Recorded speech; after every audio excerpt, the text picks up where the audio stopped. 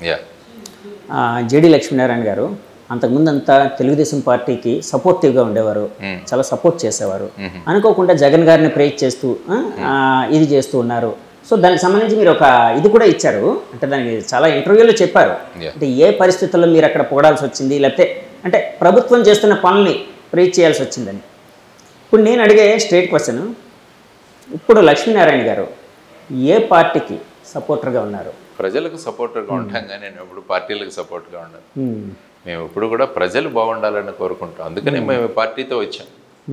లేకుంటే ఏదో ఒక పార్టీతో వెళ్ళాల్సిన అవసరం ఉండేది కాదు. అన్ని పార్టీలు కూడా ఈ రాష్ట్రానికి న్యాయం చేయట్లేదు అన్న అభిప్రాయానికి వచ్చిన తర్వాత ఒక ఆల్టర్నేటివ్ ఉండాలి అని చెప్పి ప్రజలకు విషయాలు తెలియజేయాలన్న ఉద్దేశంతోనే దీనికి వచ్చాము.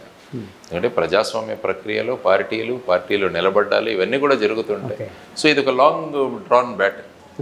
ఇది ఒక ఎలక్షన్ కోసం వచ్చిన పార్టీ కాదు. ఇది వెళ్తుంది నెక్స్ట్ గ్రామ పంచాయతీ ఎలక్షన్స్, కార్పొరేషన్ ఎలక్షన్స్, ఈ విధంగా ముందుకు తీసుకెళ్తాం ఈ పార్టీ. ఎందుకంటే ప్రజలలో ఒక క్రెడిబిలిటీ, ప్రజలలో ఒక విషయాల మీద మాట్లాడే కెపాసిటీకి ప్రజల స్థాయిని పెంచితే అప్పుడు రాజకీయ పార్టీల స్థాయి కూడా పెరుగుతుంది.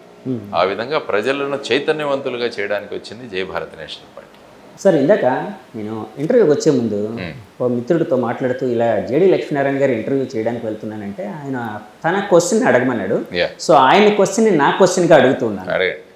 పవన్ కళ్యాణ్ గారు పిఠాపురంలో ఎమ్మెల్యేగా పోటీ చేస్తున్నారు. అంటే మా పార్టీకి ఏం సంబంధం అని అనద్దు, అంటే అండర్నే కాబట్టి నేను అడుగుతున్నాను. సో అక్కడ ఆయన గెలిచే అవకాశం అంటే అక్కడ రాజకీయ పరిస్థితులు ఎలా ఉన్నాయని అనుకుంటూ ఉన్నారు? అంటే ఎందుకంటే మీరైతే ఆలోచిస్తూ ఉంటారు కదండి, అన్ని పార్టీలు చూస్తూ ఉంటారు, అన్ని పరిస్థితులు తెలుసుకుంటారు. సో అక్కడ ఎలా ఉందని మీరు అనుకుంటున్నారు? ఆయన రాజకీయ భవిష్యత్తు ఏ విధంగా ఉండబోతుంది అనుకుంటున్నారు? పవన్ కళ్యాణ్ గారు పిఠాపురం ఎన్నుకున్నారు. పిఠాపురంలో వెళ్ళారు. ఆయన అనేక సర్వేలు ఇవి చేయించుకునే వెళ్ళి ఉంటారని నేను అనుకుంటాను. పిఠాపురం ఎప్పటి నుంచో కూడా అనుకున్నారు ఆయన. ఇంతకుముందు కూడా ఐ థింక్ లాస్ట్ ఎలక్షన్స్ అప్పుడు కూడా వారిని పిఠాపురంలో నిలబడమని చాలా మంది కోరినట్టు అప్పుడు మా మీటింగ్స్లో జనసేనలో ఉన్నప్పుడు 2019. ఆ తర్వాత ఆయన ఇక్కడ గాజువాక మరియు భీమవరం ఎన్నుకోవడం జరిగింది. ఆ సమయంలోనే చాలా మంది పిఠాపురం వెళ్తే బాగుండేది కదా అని కూడా అభిప్రాయం వ్యక్తం చేశారు. కానీ వారు అప్పుడు ఉన్న మెంబర్షిప్స్ ఇవన్నీ చూసి ఇక్కడికి వచ్చారని చెప్పి నాకు చెప్పడం జరిగింది. I'm not privy to that.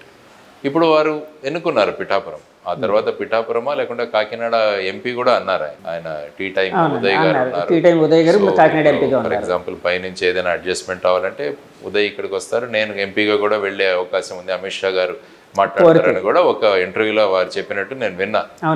So Pithapuram ఏమవుతుందంటే it is going to B a very very tough battle. ఎందుకంటే మొత్తం రాష్ట్రం కాదు, ఈవెన్ దేశం యొక్క ఫోకస్ కూడా దాని మీద ఉంది. ఎందుకంటే పవన్ కళ్యాణ్ గారు అక్కడ నిలబడ్డారు కాబట్టి ఒక పార్టీ అధ్యక్షులుగా.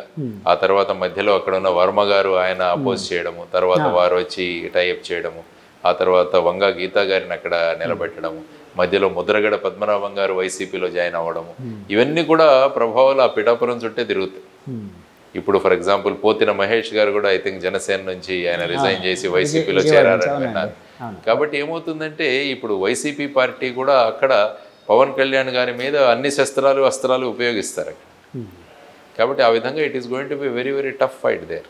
కానీ ఆయనకున్న ప్రజాదరణ, ఆ తర్వాత ఆయన ప్రజలకు మేలు చేద్దామనుకున్న ఒక పాజిటివ్ కాన్సెప్ట్ అన్నది ఐ థింక్ ఆయనకు పెద్ద డిఫికల్ట్గా ఉండకపోవచ్చు అని నేను అనుకుంటాను. సార్, ఇప్పుడు యాక్చువల్గా మీరు జనసేనలో చేరినప్పుడు అంటే ఐడియాలజీ అదే మీది ఆయనది కుదిరింది అంటే భావాలు పార్టీకి సంబంధించి అనుకోవచ్చు, కుదిరాయి. తర్వాత బయటకు వచ్చేసారు మీరు, మీకుండే వ్యక్తిగత పరిస్థితులు కావచ్చు, మీ ఆలోచనలు బట్టి. సరే, ఇప్పుడు వేరే పార్టీలో ఉన్నారు. పవన్ కళ్యాణ్ గారి కోసం చెప్పాల్సి వస్తే అంటే ఆయన డిస్క్రైబ్ చేయాల్సి వస్తే ఏ విధంగా డిస్క్రైబ్ చేస్తారు సార్? అంటే ఒక 10 సంవత్సరాలుగా ఆయన పార్టీ పెట్టి ముందుకు తీసుకువెళ్తున్నారు. ఆయన ప్రజాస్వామ్యంలో మార్పులు కోరుకుంటున్నారు. ప్రజాస్వామ్యంలో ఒక మార్పు తీసుకురావాలి, మార్పు రాజకీయాలు తీసుకురావాలి, యువతరాన్ని ముందుకు తీసుకువెళ్ళాలి అని మొదలుపెట్టారు పార్టీ. ఆ తర్వాత క్రమక్రమంగా ఆయనకున్న అనుభవంతో వారు ఇప్పుడు తెలుగుదేశం పార్టీతో పొత్తు పెట్టుకున్నారు. ఆ తర్వాత బీజేపీని కూడా అందులో సమావిష్టం చేసుకున్నారు. ఆ తర్వాత మొదట 24 సీట్లు, ఆ తర్వాత 21 అయ్యాయి. అందులో కూడా చాలామంది అనడం ఏంటంటే బయట నుంచి వచ్చిన వాళ్ళే చాలామంది ఎక్కువ ఉండిపోయారు. ఇతర పార్టీల నుంచి వచ్చిన వాళ్ళు లేకుంటే తెలుగుదేశం వద్ద నో అని అక్కడ సీట్ లేకుంటే వచ్చి బ్యాక్ డోర్ నుంచి ఇక్కడికి వచ్చారని కూడా చాలామంది అనుకుంటున్నారు. కాబట్టి వీటన్నిటిని కూడా వాళ్ళు బేరేజ్ వేసుకుంటూ ఉంటారు. ఫైనల్గా ఏంటంటే ఈసారి జనసేన నుంచి కొంత రిప్రజెంటేషన్ శాసనసభలో ఉండాలి. So that political party continue అవుతుంది అన్న కాన్సెప్ట్ కూడా ఉండవచ్చు. అదర్వైజ్ ఈసారి కూడా ఎవరు ఎన్నిక కాకుంటే మళ్ళీ దాన్ని ముందుకు లాగడం అన్నది కూడా చాలా సమయం పడుతుంది, చాలా శ్రమ తీసుకోవాల్సి వస్తుంది. మేబీ ఇవన్నీ ఆలోచించి ఆయన విధమైన నిర్ణయం తీసుకొని ఉండవచ్చు. So let us see, is a party president. ఆయన పార్టీ ప్రెసిడెంట్, ఆయన నిర్ణయాలు తీసుకోవడానికి ఆయనకి పూర్తిగా స్వేచ్ఛ ఉంటుంది. ఆయన అనేక పరిస్థితులను తీసుకొని ఆ తర్వాత ఈ విధమైన నిర్ణయాలు తీసుకునొచ్చు. కానీ పార్టీ ప్రెసిడెంట్ ఎప్పుడు కూడా తనను తీసుకున్న నిర్ణయాలకి తన బాధ్యత వహించవచ్చు. ఇప్పుడు నేను కూడా ఒక పార్టీ ప్రెసిడెంట్గా తీసుకున్న నిర్ణయాన్ని రేపు ఏదైనా అయితే నేను బాధ్యత వహించాలి. కాబట్టి చాలా బాధ్యతాయుతమైన పోస్ట్. కాబట్టి వారు కూడా ఆ పోస్టులో తీసుకున్న నిర్ణయాలన్నిటికీ కూడా రేపు వారు సమాధానం ఇచ్చుకోవాల్సి వస్తుంది. కాబట్టి ఇవన్నీ కూడా దృష్టిలో ఉంచుకొని వారు ఈ విధమైన నిర్ణయాలు తీసుకొని ఉండవచ్చు. లెట్ us see మే 13న ఏ విధంగా ఓటర్లు వాళ్ళ మనసును నిర్ణయించబోతున్నారో, వారు ఓటు ద్వారా వాళ్ళ అభిప్రాయాన్ని ఏ విధంగా వ్యక్తం చేసుకుపోతున్నారన్న చూద్దాం. సార్ చాలాసార్లు నేను బయట వింటుంది మీకోసం అడిగినప్పుడు, అంటే జేడి లక్ష్మీనారాయణ గారి కోసం లేకపోతే ఆయన పార్టీ కోసం అడిగినప్పుడు చాలామంది, అంటే నాకు 10 మందిలో 8 మంది 7 మంది నాకు వినిపించిన మాట అయితే ఉంటుందండి, అది క్లారిటీ కావాలని అడుగుతున్నాను. వాళ్ళు ఏమంటూ ఉన్నారంటే, జేడి లక్ష్మీనారాయణ గారు చాలా మంచి వ్యక్తి, మంచి భావాలు ఉన్న వ్యక్తి, ఒక అఫీషియల్గా ఒక ఐపీఎస్ సివిల్ సర్వీస్లో కేడర్ నుంచి వచ్చారు, రకరకాల అనుభవం ఉంది. సో ఆయన సమాజం మీద ఒక తపన ఉంది ఏదో చేయాలని.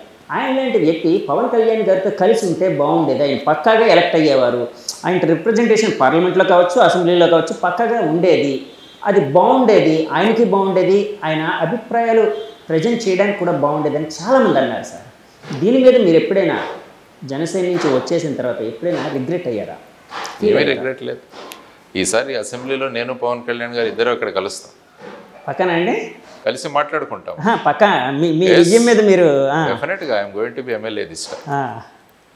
ఎన్నిక అవుతాను సార్. అవును, ఇప్పుడు ఎమ్మెల్యే అంటున్నారు, మొన్నటి వరకు మీరు విశాఖపట్నం ఎంపీగా కూడా పోటీ చేస్తానన్నారు. మరి ఏంటి సార్ ఇప్పుడు అది ఏమైనా పక్కన పెట్టారా ఏంటి? ఎందుకంటే ఎక్కడే పోటీ చేయాలన్నది నేను నిర్ణయించాను, అది పార్టీ నిర్ణయిస్తాను. పార్టీ నన్ను ఎమ్మెల్యేగా ఇక్కడ నార్త్లో కంటెస్ట్ చేయమని అడిగారు, చేస్తాను. కానీ ఇప్పుడు పార్టీ అంటోంది మీరు ఎంపీగా కూడా నిలబడండి అన్నది ఆ కమిటీ ఏదైతే ఉందో వాళ్ళు నా మీద మాట్లాడుతున్నారు. సో దాని విషయం కూడా నేను ఒక నిర్ణయం తీసుకోవాలి త్వరలో. ఓకే ఎంపీ కూడా మీరు కంటెస్ట్ చేయండి, అక్కడ గతంలో మీరు కంటెస్ట్ చేశారు, తర్వాత మన క్యాండిడేట్లు 4-5 ఉన్నారు అక్కడ ఈసారి విశాఖ బరిలో. కాబట్టి మీరు ఎంపీగా కంటెస్ట్ చేస్తే ఆ రెండు కూడా ఒకే symbol, MP symbol MLA symbol కూడా ఒకటే, వాళ్ళు ఈవీఎంల్లో యూజ్ చేయడానికి కూడా ఉంటుంది. కాబట్టి అడ్వాంటేజ్ మన వాళ్ళకి వెళ్ళొచ్చు అని కూడా మా పార్టీ వాళ్ళు అంటున్నారు. చూడాలి, అగైన్ ఒక మీటింగ్ ఉంది మాకు, ఆ మీటింగ్ తర్వాత నిర్ణయిస్తారు. మీకు ఏదైనా సింబల్ కేటాయించారా సార్? మా symbol torch light. Torch light torch bearer లాగా ఉంటారు. టార్చ్ బేరర్ కి టార్చ్ ఇచ్చి మేము దారి చూపిస్తాం, వెలుగు చూపిస్తాం. చూడండి, ఏదైనా ఒక మంచి సంకల్పంతో వెళితే మనకు పరిస్థితులు అనుకూలిస్తాయి అనడానికి ఇదొక ఉదాహరణ.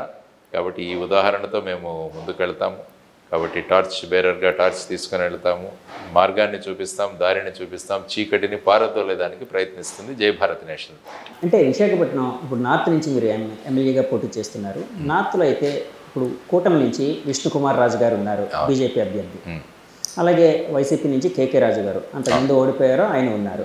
సో ఇద్దరు బలమైన అభ్యర్థులు ఉన్నారు అని వినిపిస్తుంది. అక్కడ ఇందాక మీరు ఒక మాట అన్నారు, పక్కాగా ఎమ్మెల్యేగా గెలుస్తాను, అసెంబ్లీలో నేను మాట్లాడతాను అని అన్నారు కదా. అంటే మీ విజయం మీద అంత విశ్వాసం ఎలా వచ్చింది? అక్కడ పరిస్థితులు ఎలా ఉన్నాయని అనుకుంటున్నారు? నా క్యాంపెయినింగ్ నేను చక్కగా చేసుకుంటున్నాను, ప్రజల్లో మమేకమవుతున్నాను, డోర్ టు డోర్ వెళుతున్నాను, ప్రజల స్పందన కూడా బాగుంది. ఒక మార్పు రాజకీయాలు తీసుకురావాలనుకుంటున్నాను. ఉత్తర విశాఖను ఉత్తమ విశాఖగా చేయాలన్న సంకల్పన అక్కడ వ్యక్తం చేశాను. ముఖ్యంగా డ్రగ్స్, గాంజా ఇటువంటి వాటి నుంచి దూరం చేయాలి. పిల్లలకు చక్కగా ఒక మంచి పెద్ద library, knowledge hub, skill development centre, cultural centre ఇవన్నీ కూడా ఆ ప్రాంతంలో ఏర్పాటు చేసి విశాఖపట్నం నార్త్ని దేశంలోనే ఒక ఉత్తమ మోడల్ కాన్స్టిట్యుయెన్సీగా తయారు చేయాలన్నది నా కాన్సెప్ట్. అంటే ఒక ఎమ్మెల్యే ఏం చేయగలడు అన్నది చూపించాలి మిగతా ఎమ్మెల్యేలకి. ఆ సంకల్పంతో నేను ఉన్నా, ఆ సంకల్పాన్ని ప్రజలకు వ్యక్తం చేశాను ఓటర్స్. సార్ చేయండి, మీతో పాటు మేము ఉన్నాం, మేము మార్పు కొనుక్కునేవాళ్ళం, ఆ విధంగా మేము ఖచ్చితంగా చేస్తామని ప్రజలు ముందుకు వస్తున్నారు. కాబట్టి నా విజయం అన్నది జరుగుతుందని చెప్పేసి నేను. ఎలక్షన్ అనగానే డబ్బులు పంచే సంస్కృతి అయితే ప్రతి చోట ఉందండి. కొంతమంది తెలిసి పంచుతారు, కొంతమంది అంటే అవతల వాళ్ళకి తెలియకుండా పంచడం అనేది ఉంది. ఈ పార్టీ ఆ పార్టీ అని కాదు, 100 కోట్లు పెట్టాల్సిన పరిస్థితి ఉంది అని చెప్పి చాలాసార్లు ఆఫ్ ద రికార్డ్ మనం ఎన్నోసార్లు వింటూ ఉంటాం చాలామంది. మీరు డబ్బులు ఖర్చు పెట్టి అవతల వాళ్ళు ఒక చైతన్యం తేవడానికి ఇచ్చేస్తున్నారా, లేకపోతే ఎలాంటి ప్రయత్నం చేస్తూ అవతల వల్ల చైతన్యం రగిలించడానికి చేస్తున్నారు? మా పార్టీ బేసిసే జీరో బడ్జెట్ పాలిటిక్స్, డబ్బులు పంచే ప్రసక్తే లేదు. మేము మాకున్న అభిమానాన్ని పంచుతాం వాళ్ళకి, మేము ఏం చేస్తాము అన్న విషయాలను పంచుతాం వాళ్ళకి, మేము ఏ విధంగా కాన్స్టిట్యుయెన్సీని నియోజకవర్గాన్ని ముందుకు తీసుకువెళ్తాము అన్నది పంచుతాం. ఆ తర్వాత వచ్చేసి నిరుద్యోగ సమస్యని ఏ విధంగా తీరుస్తామో అన్నదాన్ని పంచుతాం. డ్రగ్స్ ఇవి లేకుండా ఈ సమాజాన్ని ఎలా తయారు చేస్తుందామన్న మా ఆలోచనలు పంచుతాం. కాబట్టి ఇటువంటి వాటిని మేము పంచుతాం, కానీ మేము డబ్బులు పంచే పార్టీ కాదు ఇది జై భారత్. సార్, ఇందాక ఒక మాట అంటే మనం ఇందాక అవాయిడ్ అయ్యాం కొంత, అంటే దారి తప్పింది. నేను ఒక క్వశ్చన్ అడిగానండి. అంటే ఇక్కడికి కంటైనర్, డ్రగ్స్తో కూడిన కంటైనర్ వచ్చిన దాని మీద అధికార పక్షం ప్రతిపక్షం ఒకరి మీద ఒకరు దుమ్మెత్తి పోసుకున్నారు. సరే, అక్కడ నిజమైతే మాలాంటి ప్రజలకు తెలియదు అసలు ఏం జరిగింది, అంటే ఎవరి హస్తం ఉందనేది మాలాంటి వాళ్ళకి ఎవరికి తెలియదు.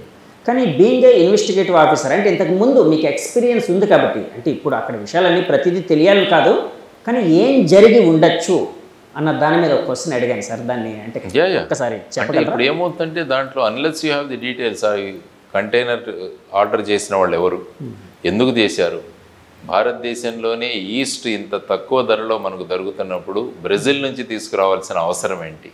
ఐ థింక్ ఇక్కడ 76 రూపాయలు ఎంతో అనుకుంటాను కిలో. అంటే చెరుకు నుంచి తయారు చేసేది కదా సార్, అదే కదా. అక్కడ 150 రూపాయలు అంట.